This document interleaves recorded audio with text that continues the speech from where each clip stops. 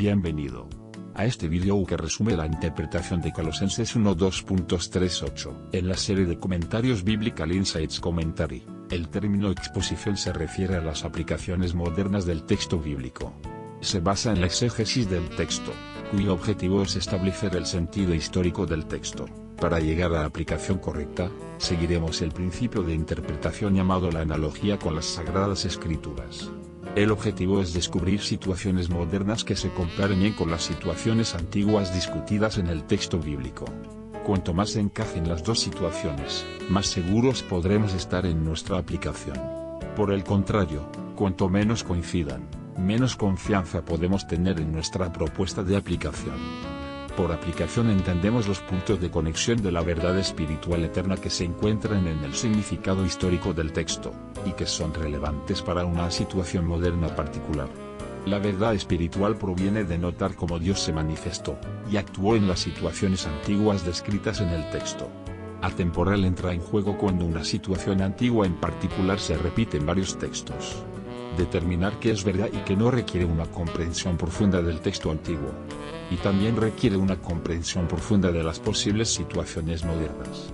Además, el intérprete de las Escrituras debe buscar la guía del Espíritu Santo para encontrar la aplicación más relevante del texto de las Escrituras para su audiencia prevista. Ahora estamos listos para examinar las posibles aplicaciones modernas del premio a Colosenses 1:2.38. Nuestro enfoque no es crear una larga lista de posibles aplicaciones. Más bien, abordaremos el texto con varios métodos creativos de análisis que nos permitan sumergirnos en el texto. Estos métodos pueden darles sugerencias sobre cómo identificar aplicaciones relevantes para su uso de este texto en sermones y enseñanza. Sugeriré posibles situaciones modernas y mostraré cómo el texto es relevante para ellas. Pero esto está destinado principalmente a ser un ejemplo de cómo hacerlo. 1.0. Identificar la idea central del texto. El objetivo es usar una sola oración para desarrollar un resumen conciso de la idea principal del texto. La declaración de la idea central del texto tenía la intención de capturar el significado histórico mientras enfatizaba la verdad espiritual descubierta a través de la exégesis del texto. La abreviatura CIT se utiliza para la idea central del texto. Esta declaración establecerá los límites de las posibles aplicaciones modernas.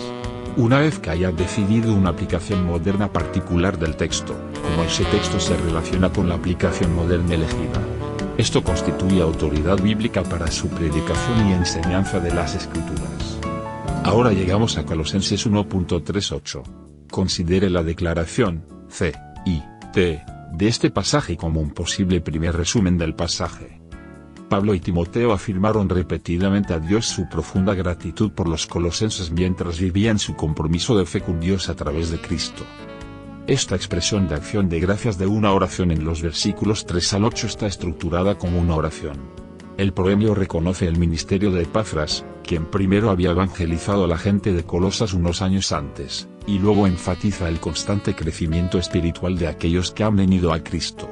Estos dos puntos espirituales en el proverbio son, 1, el sólido comienzo de la conversión a Cristo y, 2, el subsiguiente compromiso continuo con Dios de su conversión. El papel del Evangelio apostólico es de suma importancia. ¿Cuál es una posible situación moderna relevante para esta situación antigua? Una posibilidad es la de un servicio de adoración en la capilla de un seminario moderno. Debes predicar a este grupo de estudiantes reunidos que se están capacitando para ser líderes de la iglesia. ¿Qué les dice este pasaje a estos estudiantes? A partir de este escenario, podemos desarrollar la declaración CIT modificada que conecta directamente a nuestra audiencia con el texto bíblico autorizado para nuestro mensaje. El verdadero liderazgo cristiano se ve en el ejemplo del modelo de liderazgo dado a los colosenses por Pablo, Timoteo y Epafras. Tenga en cuenta que esta declaración es consistente con la declaración CIT original. Es necesario dar un paso atrás para reconocer la necesidad de que los seminaristas modernos entiendan los principios bíblicos del liderazgo como parte esencial de su preparación para el ministerio cristiano.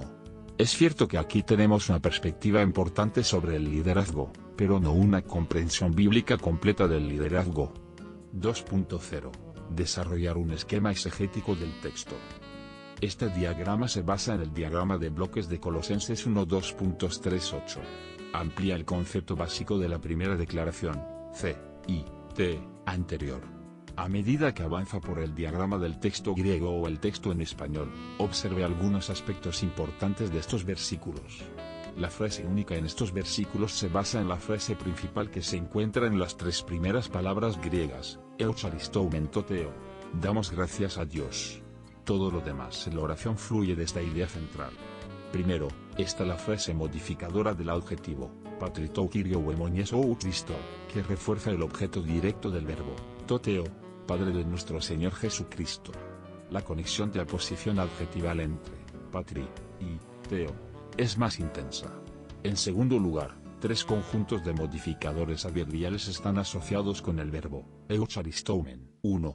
Pantote, siempre. 2.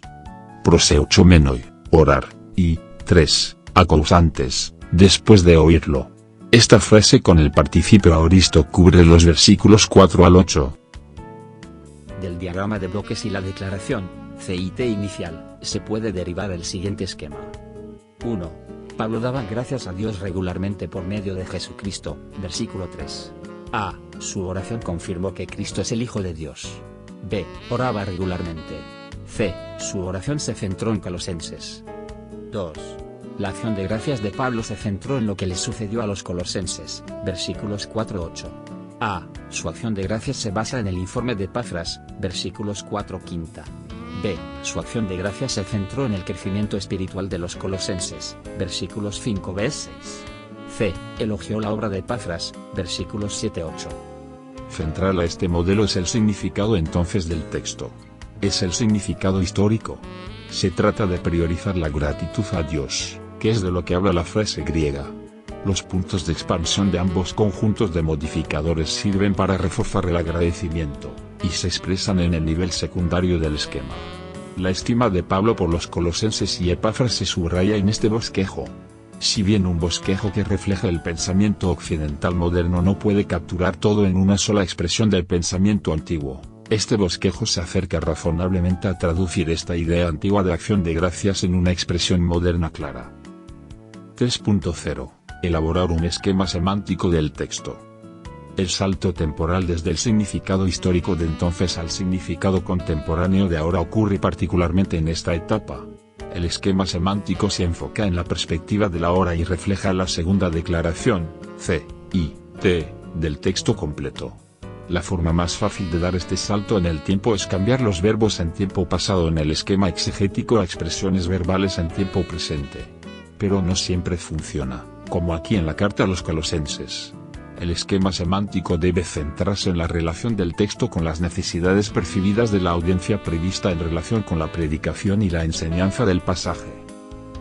Debido a la estructura gramatical del texto griego, y también a los conceptos expresados en Colosenses 1:2.38, necesitamos profundizar un poco más en las ideas que se encuentran aquí.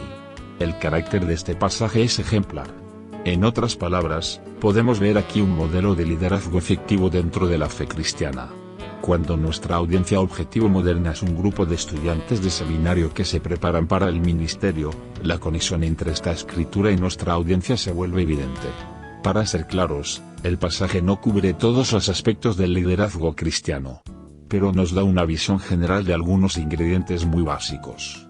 Y estos son esenciales para los estudiantes de seminario. Aquí hay un posible esquema semántico que se dirige tanto al texto como a las audiencias modernas.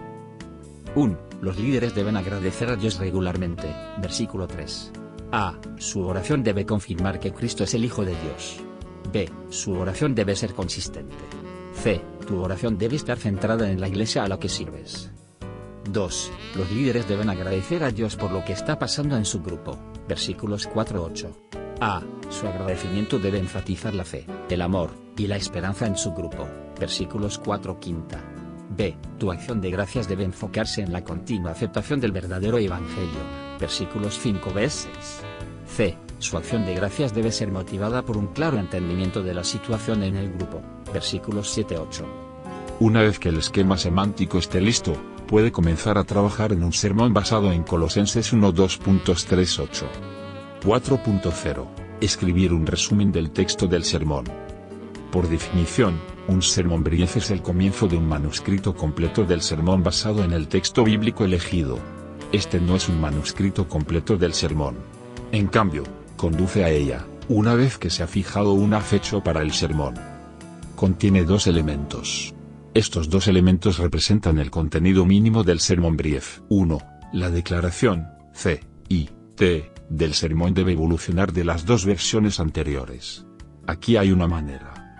Quiero inspirar a mi audiencia a adoptar una determinación más profunda para convertirse en el mismo tipo de líder que Pablo, Timoteo y Epafras. 2. Un bosquejo del sermón, con adiciones. Considera el siguiente ejemplo de desarrollo de un sermón brief. Este sermón está basado en un servicio de adoración en un seminario en Texas. La audiencia se compone principalmente de estudiantes de seminario que se preparan para convertirse en líderes de la iglesia después de graduarse. Contenido del sermón. Introducción. Primer punto, la oración es crucial, versículo 3. Segundo punto, el ministerio se enfoca en el pueblo de Dios, versos 4-8. Conclusión. Introducción. ¿Cómo debe liderar una iglesia de manera efectiva? Espero que haga esta pregunta a menudo en sus estudios de seminario mientras trata de desarrollar un estilo de liderazgo para su ministerio. Encontrarás diferentes respuestas a esta pregunta. Algunas provienen de las Escrituras, pero muchas otras tienen sus raíces en la cultura que rodea su ministerio. Actualmente vives en Texas mientras estás en el seminario. ¿Es la cultura de Texas una buena fuente para comprender el liderazgo? ¿Y la cultura secular de Texas en particular? Absolutamente no. Como nativo de Texas cuya ascendencia se remonta al Álamo, considero que la cultura de Texas es un recurso horrible para comprender los buenos valores del liderazgo. El egoísmo excesivo que conduce a patrones de liderazgo autoritarios es generalizado en la cultura de Texas. En general, promueve como positivo casi todo lo que Jesús y los apóstoles condenaron como herejía. Como bautistas, afirmamos ser un grupo cristiano centrado en las Escrituras. Sin embargo, existe una diferencia real entre las afirmaciones y la práctica real. Mi objetivo en este sermón es sumergirlo en los valores bíblicos del buen liderazgo. Nuestro texto bíblico para hoy es Colosenses 1:2.38. Como un premio a la carta de Pablo a los grupos de iglesias domésticas cristianas en Colosas, esto nos da una idea importante del verdadero liderazgo cristiano. Lea el texto. En este pasaje, no vemos el cuadro completo de los valores del liderazgo cristiano, pero podemos descubrir algunos valores centrales esenciales para ser un líder piadoso del pueblo de Dios. Hay dos puntos clave sobre ser un buen líder que quiero enfatizar en este pasaje. 1. Ponga la oración en el centro de su ministerio, versículo 3. 2. Centra su liderazgo en el pueblo de Dios, versículos 4-8. Examinemos ahora estos puntos en el texto bíblico. 1. El buen liderazgo hace que la oración sea crucial, versículo 3. Nota, los tres aspectos básicos del desarrollo del sermón son la explicación, la ilustración, y la aplicación. Tu creatividad y las necesidades de tu audiencia te darán pistas sobre cómo combinar estas tres cosas de la manera que mejor se adapta a tu sermón.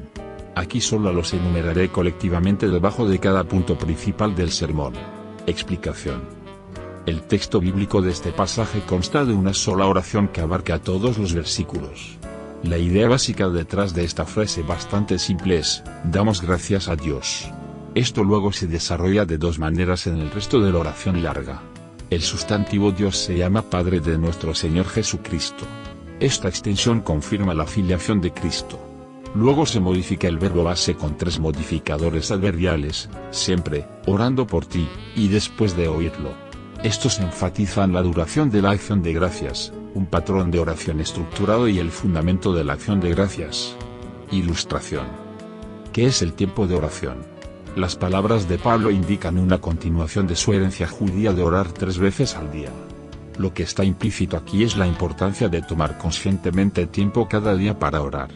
Lo desafío a estructurar su rutina diaria para incluir momentos en los que pueda agradecer a Dios por las personas a las que sirve. Y hazlo regularmente, no al azar. Aplicación. El ejemplo de oración de Pablo plantea una pregunta persistente para nosotros hoy. ¿Oras regularmente por el pueblo de Dios? La mayoría de los estudiantes asumen roles de liderazgo en las iglesias mientras aún estudian en el seminario. Sirven como maestros de escuela dominical, pastores interinos o pastores de medio tiempo de una iglesia de fin de semana. Esta es una gran oportunidad para practicar el valor fundamental del buen liderazgo. Una verdad fundamental de la acción de gracias: es casi imposible no amar a aquellos por quienes agradeces a Dios todos los días. 2. El buen liderazgo se concentra en el pueblo de Dios, versículos 4-8. Nota: la acción de gracias de Pablo es por los colosenses. Los versículos 4 al 6 reflejan el informe de Epafras sobre Colosenses al apóstol. Luego, los versículos 7 y 8 reflejan el aprecio de Pablo por Epafras. Explicación. La frase de participio al comienzo del versículo 4 se construye a partir del participio aoristo, acousantes, después de haber oído, y se extiende del versículo 4 al 8. El énfasis está en la conversión y el avance espiritual de los cristianos colosenses bajo el liderazgo de Epafras, un hijo nativo de Colosas que evangelizó y entrenó a los creyentes en el valle de Licus. Les predicó fielmente el verdadero evangelio apostólico. Lo aceptaron con entusiasmo y comenzaron a crecer rápidamente en su nueva fe cristiana. Pablo los complementa a ellos y a Epafras por este sólido comienzo espiritual. El apóstol los elogia, especialmente por su constante crecimiento en la fe cristiana. Subraya cuidadosamente el papel clave que desempeñó Epafras en esta experiencia espiritual de los colosenses.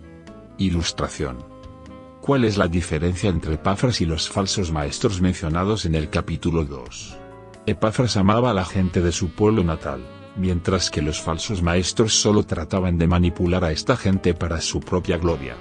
Epafras predicó el verdadero evangelio, mientras que los falsos maestros predicaron un mensaje corrompido hecho por el hombre. Esta es a menudo la diferencia hoy en día entre los predicadores de televisión bien conocidos y los pastores de iglesias pequeñas dedicados, fieles y de larga data. Esta diferencia es la naturaleza del amor, agape. Se sacrifica por las personas que ama. Aplicación. Recuerda siempre que Dios te ha llamado a servir a los demás, no a ti mismo. Él te dará una iglesia para servir, no para usar. Nunca serás su jefe, y siempre debes ser su sirviente. En el corazón de este papel está la gratitud y el aprecio por la iglesia. Las personas no serán perfectas y es posible que no te traten como deberían. Pero tu vocación es dar gracias a Dios por ellos y amarlos apasionadamente. Tu amor por ellos a través de Cristo es la clave de su amor, y aprecio por ti y tu llamado como su pastor. Tu amor guiado por Dios te permitirá decirles siempre la verdad, incluso frente a las advertencias y amonestaciones que deben darse. Conclusión. ¿Qué podemos aprender de Colosenses 1:2.38? Mucho, pero dos cosas fundamentales son cruciales. 1. Ora constantemente por tu pueblo y da gracias a Dios por ellos. Además, 2. Ser constantes en la predicación y enseñanza de la palabra de verdad de Dios. De hecho, es el Evangelio que les informa de la gracia y el favor de Dios a través de su Hijo, Jesucristo. El énfasis está en el tipo de amor, agape, tanto el amor de Dios como nuestro amor por Dios y por los demás. Comprométete con estos dos valores fundamentales hoy. Entonces experimentará la bendición de Dios en su ministerio. Este sermón brief describe un sermón sólido basado en la Biblia que toma en serio tanto el texto bíblico como las necesidades de su audiencia. Tales sermones pueden y serán bendecidos por Dios. 5.0. Desarrollar un plan de enseñanza para el texto. ¿Cuál es la diferencia entre predicar y enseñar un texto bíblico? En el mundo judío de Jesús, no había mucha diferencia. Durante las 2 primeras décadas del cristianismo, 30-50 DC, las reuniones cristianas reflejaban el mismo patrón básico que se encuentra en el servicio judío de la noche del viernes en la sinagoga. Por lo tanto, en el relato de Jesús en los 4 evangelios, predicación, keruso, y enseñanza, didasco, eran básicamente términos sinónimos. Según Juan 1:38, el último término, en su forma nominal, didáscalos, refleja el hebreo, rabbi, rabino, como maestro. Los comentarios sobre el pasaje del Antiguo Testamento, que se leían en la asamblea, generalmente los pronunciaba un rabino visitante, y se enfocaban en derivar aplicaciones significativas del pasaje. Siguió una discusión de los puntos de vista, con diferentes puntos de vista expresados. La expresión simbólica de la autoridad del rabino era hacer comentarios desde su posición sentada. Las expresiones cristianas más cercanas a este vínculo de predicación y enseñanza son los documentos del Nuevo Testamento de Hebreos y Santiago. En realidad, son sermones judeocristianos, transformados superficialmente en epístolas por sus autores. Para el apóstol Pablo, quien trabajó en contextos judíos y no judíos desde finales de los años 40 hasta su muerte en el año 68 después de Cristo, había una ligera diferencia entre predicar y enseñar. Mucho de lo que dijo en los servicios de la sinagoga judía siguió el patrón tradicional del rabino judío. Pero lo que decía en los mercados no judíos tenía más que ver con la predicación del evangelio. El contenido del mensaje de él era esencialmente el mismo en ambas situaciones. Pero transmitir ese mensaje al público fue un poco diferente. Pero en la vida contemporánea de la cultura occidental moderna, hay una diferencia entre predicar y enseñar, especialmente en el estilo de presentación. Si lo que el predicador dice desde el púlpito tiene la intención de informar a su audiencia de una idea religiosa en particular, entonces está enseñando. Pero su forma conservadora de presentar sus pensamientos se ajusta a la noción no occidental de un maestro. En cambio, cuando se enfoca en la respuesta de la audiencia a sus ideas, y su discurso refleja una expresión de pasión, está predicando. En la típica vida de la iglesia bautista, el pastor debe predicar los domingos por la mañana, pero puede enseñar los miércoles por la noche. Las tendencias recientes en la cultura estadounidense moderna están agregando todo tipo de ayudas visuales a la enseñanza en el aula. Esto también incluye estructurar sus lecciones usando un conjunto de diapositivas para una presentación de PowerPoint. La enseñanza puede tomar la forma de un formato riguroso de lectura o puede involucrar un nivel significativo de interacción con la audiencia. En esta última perspectiva, se ofrece como ejemplo una presentación visual de Colosenses 1:2.38. El ejemplo se crea como una presentación de Microsoft PowerPoint. Se supone que el servicio de la capilla del seminario ya no es el trasfondo aquí. En cambio, es el aula del seminario. El contenido será similar al del sermón en la capilla del seminario. Pero el modo de presentación está más orientado a la información que a la advertencia o la amonestación. PPP, diapositiva 1. El juego completo de 7 diapositivas PowerPoint Presentation está disponible en la página de inicio de Bitmail 502 en cranfordville.com. La cita adecuada de las fuentes es todo lo que se requiere para su uso.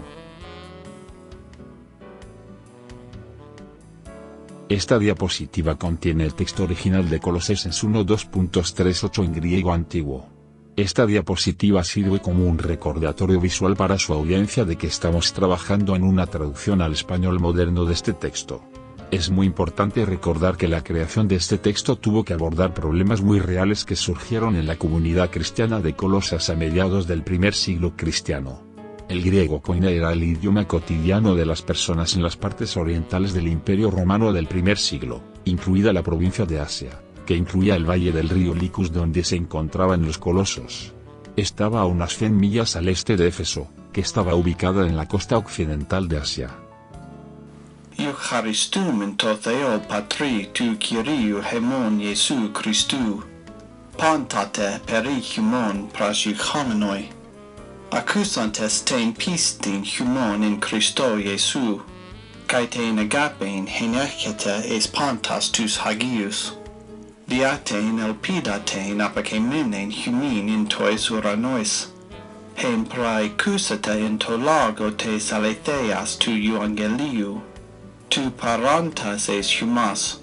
Kathos kai in pantito cosmo, estin carpa forumenon, kai auxanomenon kathos, kai in humin. Av heis hemeras accusata kai apegnote, ten harin tu theu in aletheia. Kathos emathete apa epaphra, tu agapetu sundulu hemon. Hasestin pistos hyper humon diakonos tu Christou. Hakai delosas hemin ten humon agapen in pneumati. PowerPoint Presentation, diapositiva 3. La diapositiva 3 es una traducción muy literal del texto griego original al español moderno. Recuerde siempre que una traducción significa una pérdida de significado en el texto de origen cuando se extiende al texto receptor. Pasar de un texto griego koine antiguo a un texto español moderno significa la pérdida de parte del significado original. Recrear este significado requiere un conocimiento profundo del griego antiguo y del mundo del primer siglo. Mediante el uso de métodos de interpretación apropiados, se puede recuperar gran parte del significado que luego se puede transmitir en comentarios al texto. Sin embargo, una traducción al español del texto solo puede recuperar del 25 al 30% del significado original. 3. No rendons to your graces a con acento grave dieu, perdus egner notre Jesus Christ, a con acento grave propos de buen priant. 4. Après avoir entendu parler de votre foi en Jesus Christ et de l'amour que vous avez pour tous les saints. 5.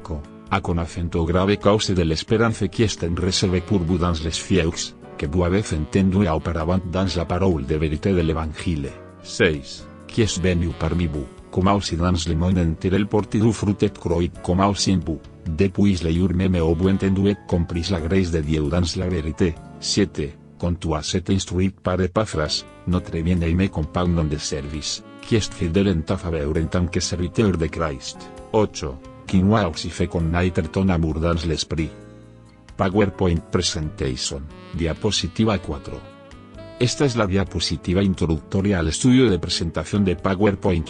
Note cuidadosamente las sugerencias para presentar un estudio bíblico sobre Colosenses 1:2.38. Deben mencionarse varios puntos en la introducción.